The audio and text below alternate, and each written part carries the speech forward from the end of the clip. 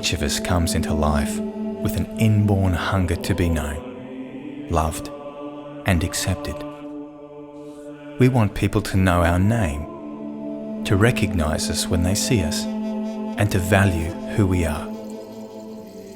Being known firstly within our family and then with others creates and sustains our identity.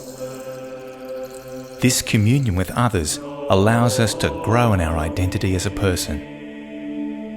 Jesus has shared his identity with us when, as God, he took flesh and became a human being like us. He is eager for us to come to know, love, and accept him. Jesus invites us into the mystery of his friendship by asking us the same ancient question he asked his disciples. Who do you say I am?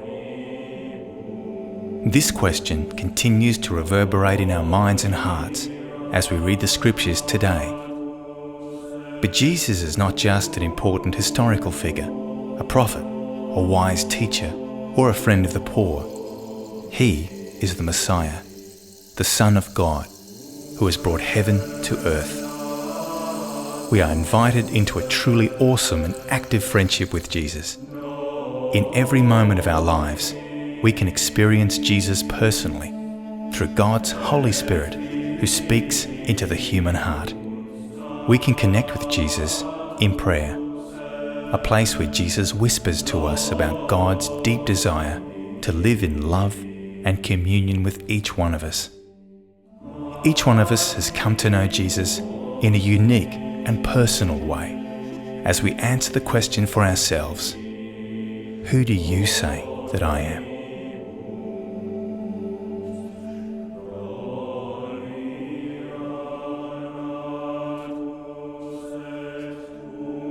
Jesus said to her, Mary. She turned and said to him in Hebrew, Rabboni, which means teacher. John 20:16.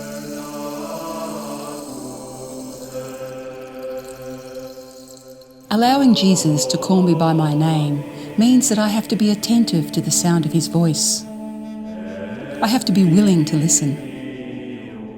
This encounter in the gospel constantly challenges me to keep my life in balance and to keep my relationship with Jesus real and healthy.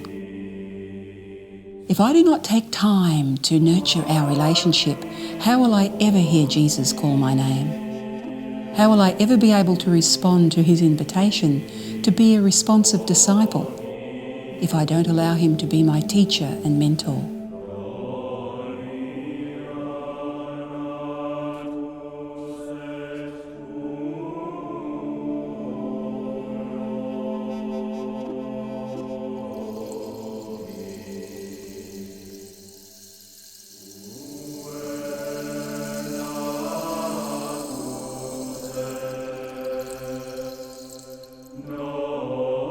And a voice came from the heavens saying, This is my beloved Son, with whom I am well pleased.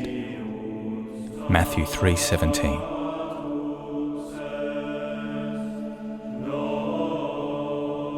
My experience of being a beloved son has come from my parents, who accepted and loved me as their precious and unique child, along with my brothers and sisters. What I particularly appreciated was their unconditional love that gave me the freedom to discover who I am and chart the course of my life. This gives me some insight into how God loved Jesus into existence, a bond that continues forever and reminds me that I am first and foremost a beloved child of God.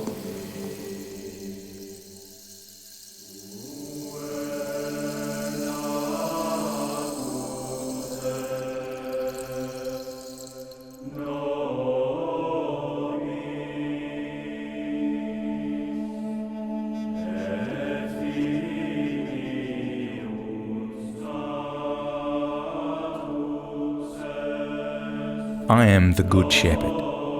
A good shepherd lays down his life for the sheep. John 10:11.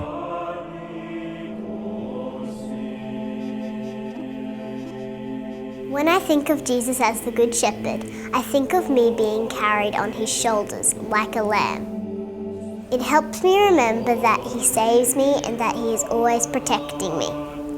Like one day, I forgot my emergency bag with my allergy medicine in it, and I said a prayer that God would protect me, and I felt safe.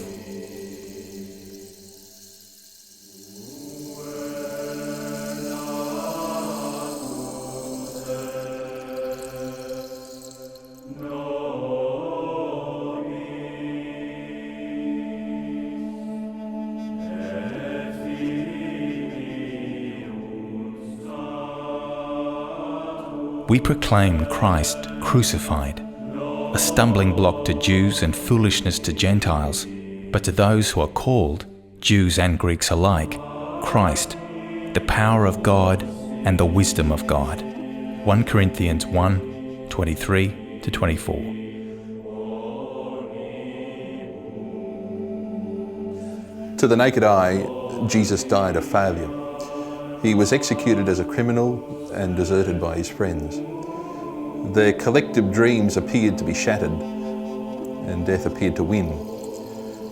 But that wasn't the end of the story for Jesus, nor is failure and the collapse of our hopes the end of the story for any of us.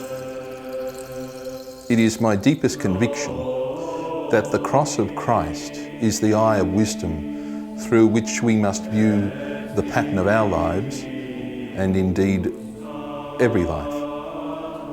Experiences of failure and little deaths are always accompanied by the promise of little resurrections, leading us to the ultimate encounter with the wisdom of God in our own death and the promise of resurrection.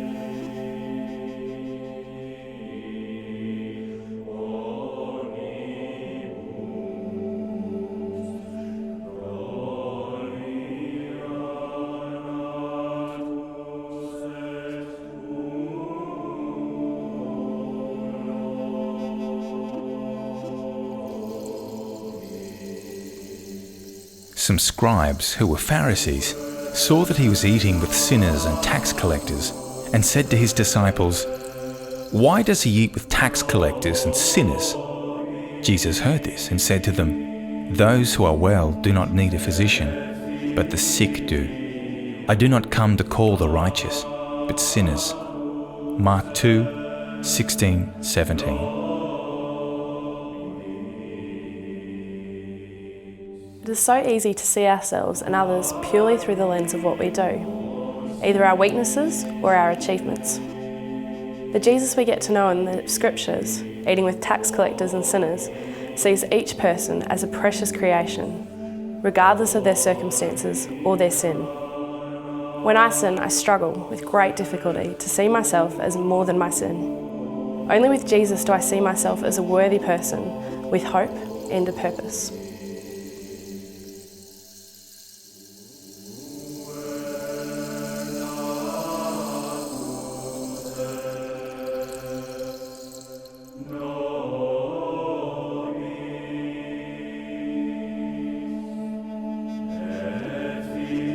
Jesus is our companion who walks with us.